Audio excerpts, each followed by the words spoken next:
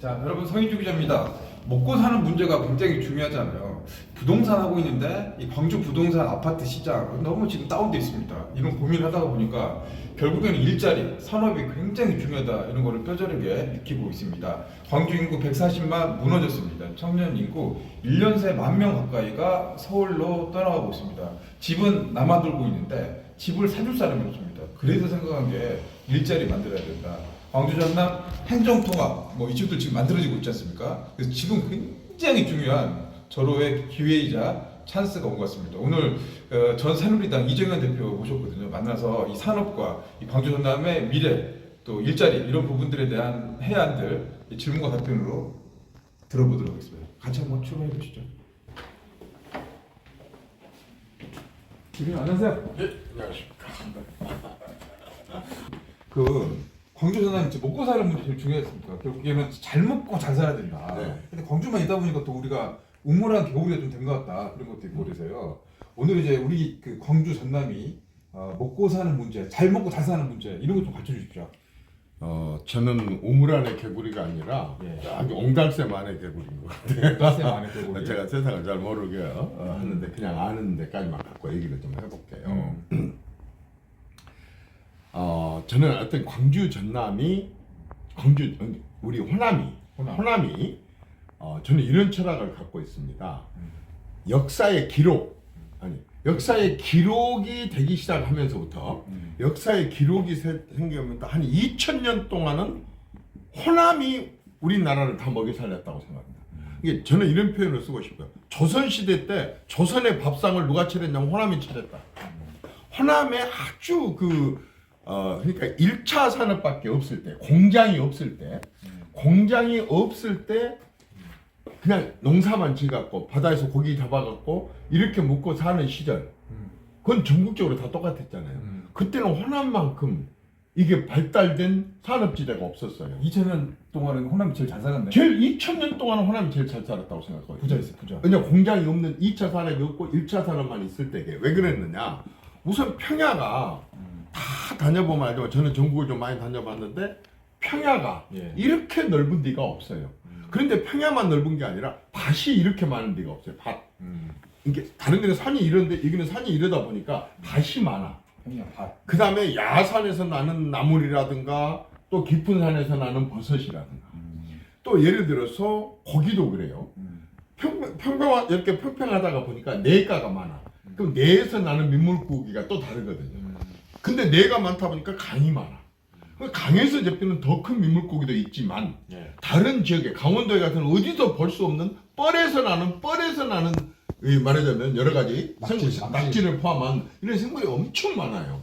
그리고 얕은 바다 또 깊은 바다까지 이렇게 모든 것이 다 갖춰진 최고의 밥상을 차리고 조선의 밥상, 대한민국의 국민들의 밥상을 차려온 사람들이 누구냐면 호남 사람들이었어. 근데 이제 우리나라가 공장들이 들어서기 시작하면서 산업화가 되기 시작하면서 수도권, 구로공단부터 시작해서 인천 남동공단을 포함해서 수도권, 그 다음에 충청권, 이제 경상권 쪽으로 엄청나게 공장이 들어서기 시작하면서 여러 가지 정치적인 이유도 있었겠고 또 거리상의 그 당시는 교통이나 이런 것 때문에 거리상의 문제도 있고 그럼 호남이 이 2차 산업, 이 공장 이런 산업에서 밀려버리게 돼요. 그래가지고 호남만 가장 공장이 없는 뭘로 보면 알 수 있느냐? 대기업이 하나도 없어. 대기업의 본사가 하나도 없다고. 대기업이 있게 된다면 그 밑에 중견기업들이 있게 되는데 대기업이 없으니까 당연히 중견기업이 없고 중견기업이 적다 보니까 말하자면 중소기업도 없고 이렇게 하다 보니까 이쪽에서 산업화 시대 때 한 40년 내지 50년 2000년 동안 잘 살다가 40년 내지 50년 동안 2차 산업, 이 산업화 시대에 밀렸어요. 그런데 세상이 산업화 시대에 계속 머물러 있는 게 아니라 금방 이제 3차 산업 그리고 4차 산업혁명이 일어나기 시작했어요.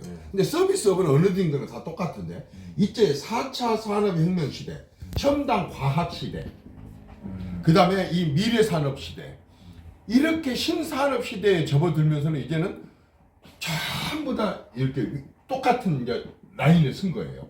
호남도, 경상도도, 충청권도 다. 근데 공교롭게도 4차 산업 시대에 들어오면서 전기를 무지하게 많이 쓰는 산업, AI를 포함한 데이터 산업 이런 거 전기를 많이 쓰게 돼요. 그 다음에 이렇게 전기를 많이 쓰면 당연히 열이 나오니까 이걸 냉각을 시켜야 되는데 물을 굉장히 많이 필요로 해. 근데 바닷물 가지고는 안 된다고. 염기 때문에. 그래서 이 물과 그 다음에 아까 전기와 근데 그 전기가 청정 에너지여야 된다 이거죠. 이런 시대가 오기 시작하면서 광주 전남이 옛날에 그렇게 대한민국 국민들 조선을 미개 살렸던 쌀이듯이 4차 산업혁명 시대에 맞는 산업의 쌀이 전기되고 그 전기가 그냥 전기가 아니라 청정 에너지고 그러면 청정 에너지고 광주 전남이 얼마나 많은데 제가 여수부터 얘기를 해볼게요. 우리 이제 수소 시대가 온다 그러는데 여수가 굉장히 수소 쪽으로 지금 많은 준비를 해놓고 있어요. 또 부생 수소가 공장에서 많이 나와. 그래서 그 수소만 갖고도 굉장히 많은 에너지가 되는데 수소를 바로 가기가 뭐하니까 LNG. LNG를 지금 말하자면 그쪽에서 다시 이제 터미널도 만들고 그 다음에 전용 부두도 만들고 LNG 탱크를 짓는데 얼마나 짓느냐. 여수의 묘도란데. 여수 묘도란데를 여러분 시간 나면 한번 가보십시오. 12개의 탱크를 짓는데 탱크 하나가 얼마나 크냐. 장충체육관 3개만큼이나 커요. 장충체육관보다 3개만큼이나 큰 이런 지금 LNG 탱크를 12개를 짓고 있는데 하나는 완성, 하나는 절반 정도, 하나는 지금 착공하고 있고 지금 네 번째 기는 지금 시작하고 있어요. 그래서 이건 저탄소야.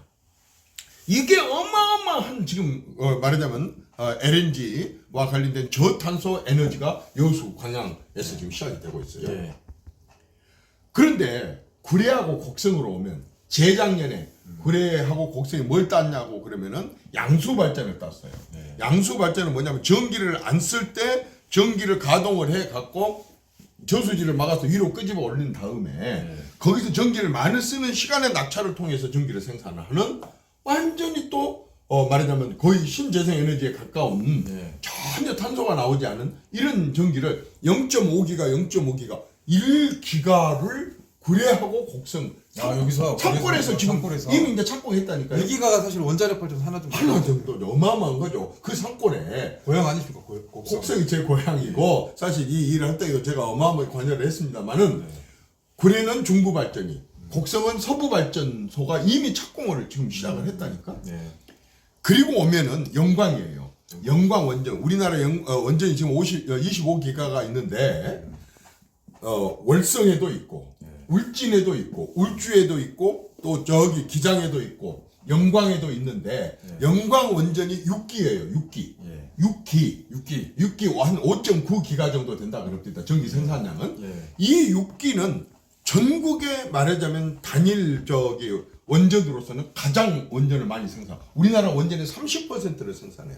이게 지금 영광 원전에서 나오는 전기 양만 갖고도 현재 광주 전남에 있는 모든 공장을 다 가동하고 쓰고도 남아요. 원전 지금 하나 가지고 6기 제일 크다니까. 제일 크네 지금이. 제일 커. 반도체 공장 하나가 한 개 1기가 정도 들어간다고. 그런다고 없더라. 그런데 지금 영광에 그런 말하자면 하나도 탄소가 나오지 않는 탄소 제로 원전이 영광에 또 있어요. 알리백이라고 하는. 아니 알리백에 쓰려고 하는 원전은 이제 지금부터 설명을 하려고 하는데 이게 뭐냐면 신안에서부터 해남 거쳐갖고 부안 거쳐서 그 군산까지 서남해안에 이 말하자면 풍력 발전이 들어서게 돼요. 어떤 사람은 25기가를 생산할 수 있는 양이다 어쩌다 이렇게 하지만 지금 현재는 15에서 18기가를 생산할 생각이에요.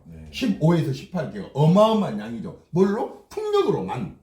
그런데 이 광주 이 풍력을 아까 이렇게 하려고 하는데 왜 꼭 서남해안이고 왜 전남이냐? 그럼 다른 데 해봐라. 강원도 바다는요. 이걸 갖다가 풍력 발전을 할 수 있도록 꼽을 수 있는 타워를 세울 수 있는 깊이 정도 가면 150m에서 250m예요. 깊어갖고 작업도 하기도 어려울 뿐만 아니라 도저히 불가능이야. 경상도 쪽 바다는 너무 많은 수출을 하면서 컨테이너선이 다니기 때문에 대규모로 못해. 근데 우리 서남해안 얼마냐? 15m에서 25m야.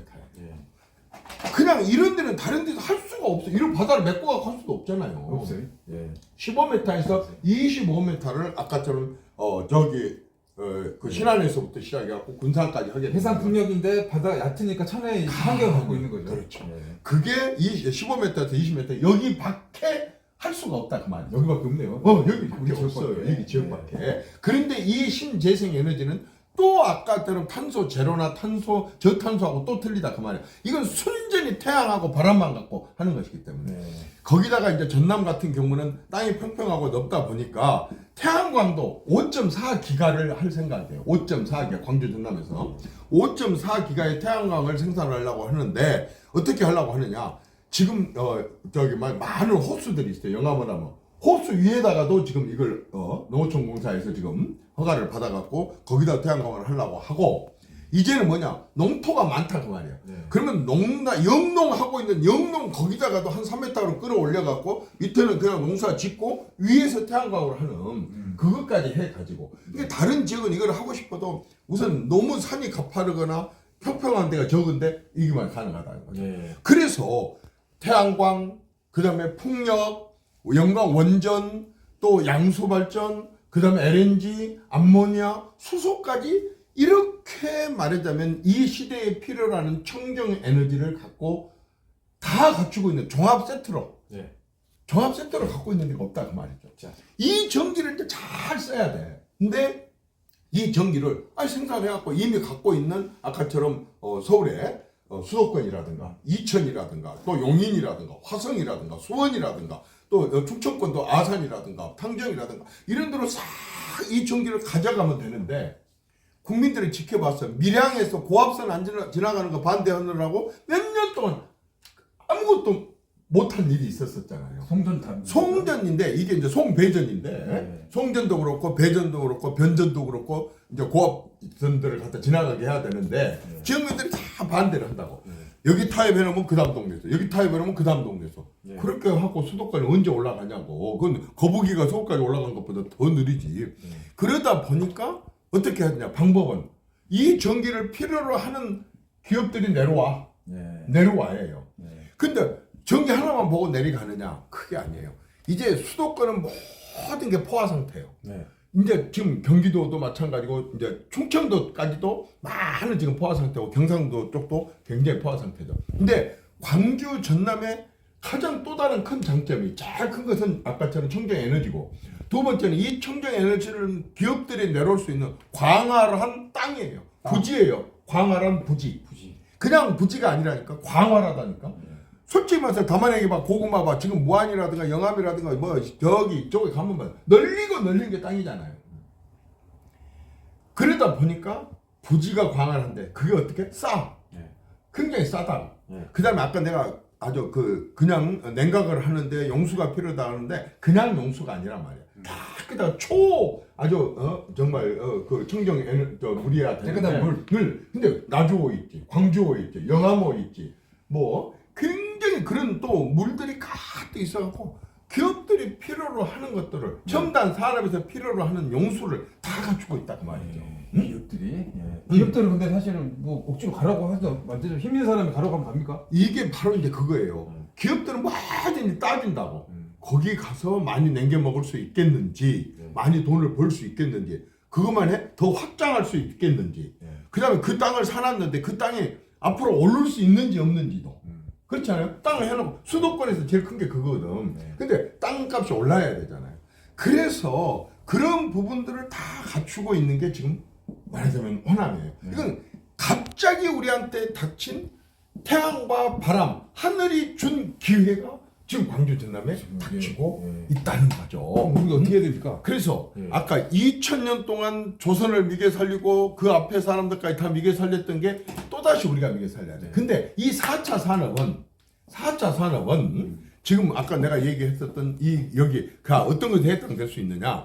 우선은 아까 AI, 그 다음에 데이터 센터, 그 다음에 2차 전지에 있어서 리사이클링, 그 다음에 아까 반도체에 있어서의 후공정, 그 다음에 저기 드론, 또 도시를 날아다니는 UAM, 그 다음에 앞으로 우리 이제 해양을 굉장히 많이 활용을 해야 되는데 해양 관광뿐만 아니라 해양 산물 이런 거 해야 되는데 농생명, 그다음에 이 전남대학교, 조선대학교, 의과대학이 굉장히 우수한 교수님들과 이 학생들이 많이 있다 보니까 AI 의료, 그러다 보면 신약, 그러다 보면은 이제 저기 뭡니까 저기 화순에 네. 이제 백신 네. 이런 것들까지 이른다 그런다면 AI하고 데이터가 유발할 수 있는 산업들이 전부 이 시대가 필요로 하는 산업이고 지금 요 4차 산업혁명 세계가 경쟁을 해. 네. 그러니까 이거는 뭐냐?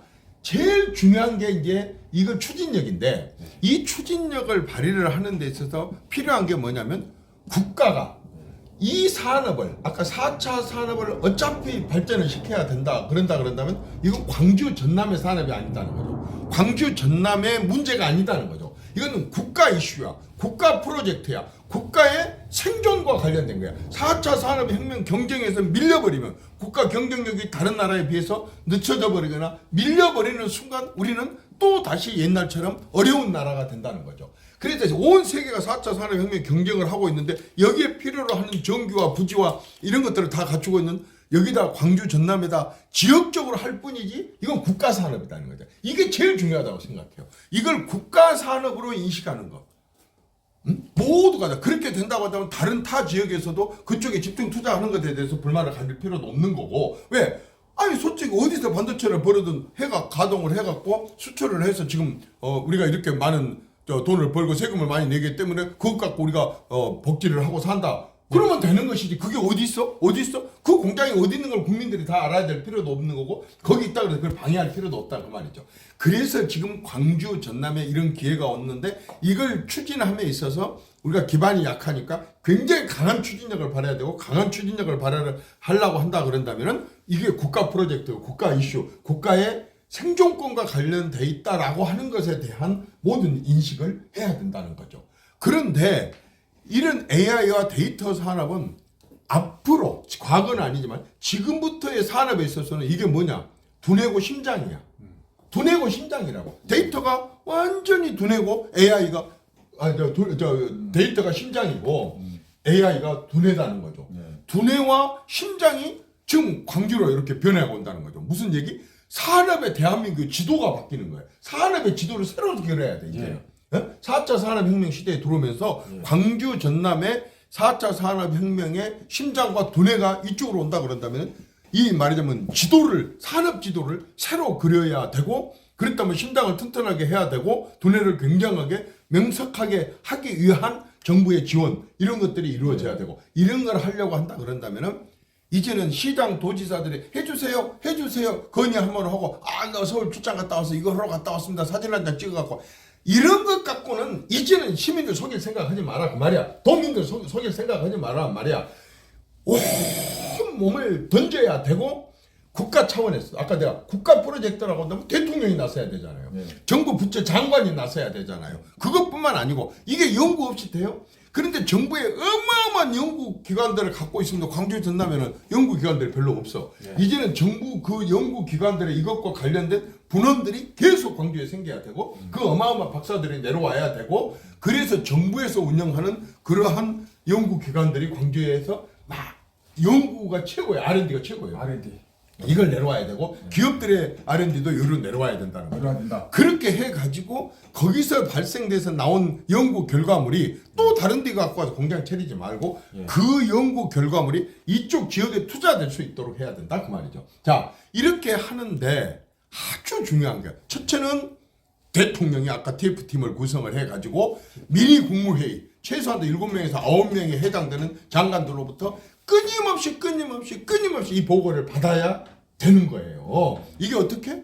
박정희 대통령이 경부 고속도로 만들 때게 얼마나 국가 사업으로 추진을 하다가 보니까 청와대 옆에다가 별도로 이 고속도로 사무실을 두고 심지어는 현대 건물을 그 당시에 청와대 앞에 종로 쪽에 그렇게 높은 건물을 아무도 못 짓게 고도 제한을 해놨는데 현대에 한해서만 그걸 허용할 수 있도록 이 정도까지 쏟아부어서 경부 고속도로 만드는 바람에 굉장히 말하자면 두루두루 발전하게 됐는데 그런 정도를 나는 지금 발휘해야 된다고 생각해요. 예를 들어서 이거예요. 박정희 대통령이 고속도로를 만들어갖고 전 지방에 대해서 발전을 시켰다고 한다면 김대중 대통령께서 말하자면 저기 인터넷망을 깔아가지고 IT 산업으로 완전히 이렇게 했다면 이제는 이 전력망을 무슨 말씀인지 알겠죠? 고속도로도 망이고 인터넷도 망이라고 한다면 이 저기 뭡니까 전력망을 제대로 광주 전남 구석구석에 깔아가지고 여기서 변압과 변전이 다 이루어지고 송배전이 이루어지고 여기서 싼 전기가 말하자면 차등 요금제를 실시한다든지 직접 구매제를 실시한다든지 아니면은 거기 뭡니까 현지에서 분산 에너지 원을 가동하게 한다든지 하고 하는 그런 것들을 특별법에 담고 그 다음에 특례 규정을 두고 그 다음에 말하자면 특구를 지정을 하고 해갖고 짧은 기간 동안에 이게 흐트러지지 않도록 이 일이 차질 없이 이루어질 수 있도록 해야 되고 이 과정에 있어서 시민들, 도민들, 그 다음에 또 특히 지식인들 중에서도 대학교 교수님들, 특히 이제 이 사업의 기회를 놓치면 안 되는 기업인들 이런 사람들이 시민들과 함께 전부 나서야 된다고 봅니다. 이렇게 했을 때 광주 전남은 지금 막 시작하는 4차 산업혁명 이 혁명의 중심지가 광주 전남이 될 수 있다는 거죠. 우리가 억지로 정치적으로 강제적으로가 아니라 아까처럼 하늘이 준 기회가 우리한테 모든 여건과 환경에 맞기 때문에 이게 가능하다는 거죠. 아이고 지금 어디 보고 하십니까 지금? 깜짝 놀라서 보고 하신 것처럼. 네, 그래서 저는 진짜 이 기회 놓치면 안 됩니다. 여기서는요 제발 번질 말고 번질 이외의 것은 아무것도 묻지도 말고 들먹이지도 말고 정말 이 산업들이 한꺼번에 다 이루어질 수 있도록 협조를 해야 된다고 생각합니다. 좋습니다. 마지막으로 이제 정리해 주십시오. 오늘 진짜 뭐 너무 열정적으로 해주셔서 이렇게 벌써 하나 다 채워졌습니다. 이제 마지막 멘트 좀 해주시면서 우리 시도면 잘 모르시는 분도 계시는데 그런 부분에서 강하게 한번 메시지 주시면서 마무리하도록 하겠습니다. 강하게 말고 어쨌든 지금 광주 전남에 이런 기회, 이 기회를 놓치면 안 되기 때문에 제가 길다고 하지만 한 가지는 좀 더 얘기를 할게요. 그러면 뭐 AI만 갖고 묶고 사냐? 데이터만 갖고 묶고 사냐? 무슨 반도체만 갖고 묶고 사냐? 이게 아닙니다. 광주 전남에요. 이거 말고도 너무너무 함께 같이 발전시켜야 될 게 있어요. 그게 뭐냐? 첫째는 사람들이 와야 돼. 공장에 다니는 사람들만 갖고 발전할 수 없다고. 관광을 와야 되는데 내가 지금까지 광주에 관광 간다는 사람 들어본 적이 없어요. 이런 식으로 하면 안 된다고요. 사람들이 외부에서 올 수 있도록 해야 되는 데는 무엇을 해야 되냐? 광주 전남만 갖고 있는 해양 관광이 있어요. 이 해양 관광이 지금까지 손을 못 댔는데 전 세계적으로 이렇게 니아스식 해안이 있는 데가 없어. 4,900km야. 이렇게 2,000개가 있는 섬이 있는 데가 없어. 이렇게 뻘밭이 있는 데가 없어. 그런 바다에서 차로 20분에서 25분 거리에 천년고찰이 이렇게 가뜩 있는 데가 없다고. 그래서 이 해양 관광에 대해서 어마어마한 투자와 기획을 해가지고 이런 식으로 했을 때게 사람들이 다양한 강원도 바다처럼 묵호에서 보나 뭐 어디서 보나 똑같은 바다가 아니라 이렇게 다양한 해양 관광부터 시작해서 그 다음에 해남 같은 경우는 해남의 경우에는 지금 솔라시도 630만 평에 저 어마어마하게 들어서고 있다. 그 다음에 저기 보니까 완도 같은 데는 치유의 섬으로서 저보다 더 좋은 데가 없다고. 진도 같은 데는 진도 아리랑 육자배기 이런 거 다 합한다 그런다면은 식긴고 이런 거 다 한다 그러면 진도 자체가 전통 무대에 있을 정도로 이렇게 갖고 와야 된다. 장성 같은 데 여러 가지도 많이 있지만 저는 시멘트 거기를 들어가 봤거든요. 트럭 2대가 지나갈 수 있을 때 이런 말하자면은 굴이 평면으로 해가지고 14개 층이 이렇게 되어 있는 이렇게 어마어마한 거 가지고 있는데 활용을 못하고 있어. 영암에 가면요 왕인 박사를 가지고 일본에서는 지식인들이 그렇게 존경하고 좋아하는데 그 일본 관광객들을 못 끌어들이고 있다고. 지금 이런 부분들이 너무너무 지금 광주 전남에 아주 각 지역마다 많은 장점을 갖고 있기 때문에 아까처럼 이렇게 닥치고 있는 4차 산업혁명 플러스 광주만 갖고 있는, 전남만 갖고 있는 이런 그 여러 가지 장점들. 영광 같은 경우도 지금 이 모빌리티가 전국에서 유일하게 영광인데도 불구하고 그거 하나를 못 살리고 있어요. 가장 중요한 거. 지금 정말로 광주 사람들이 깨달아야 될 게 하나 있습니다. 요거 마지막으로 하고 내가 끝낼게요. 광주에 현대 기아 자동차가 있어요. 41만 대에서 53만 대까지 생산할 수 있는 게 있고 이제 GGM이 있어요. 그런데요. 여러분들 그거 아세요? 65년도에 최초로 아시아 자동차가 우리나라에서 광주에서 처음 자동차 공장을 만들었어요. 현대가 울산에서 한 건 67년도 2년 뒤에요.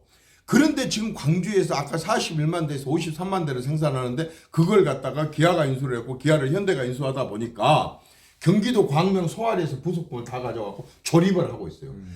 예를 들어 지금 같은 내연 기관차 같은 경우는 부속품이 3만 5천 개라 그래요.